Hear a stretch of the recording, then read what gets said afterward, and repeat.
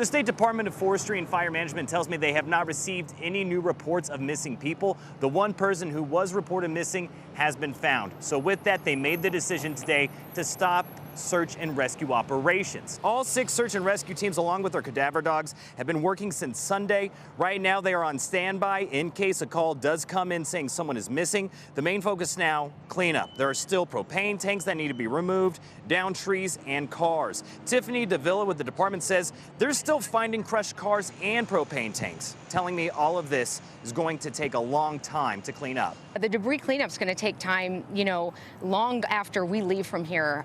So we're just asking the residents to have patience. We're working as fast as we can, and the crews have made significant progress over the last couple of days with the cleanup effort. Here's a look at some of that progress. It was right here on Sunday night when we saw multiple crushed cars and dozens of scattered propane tanks being removed. That has since been cleared, but businesses in Globe and Miami are still suffering from the damage. As for the incident management team, Davila tells me they will be here at least throughout the weekend. We're in Globe. Chase Golightly, 12 News.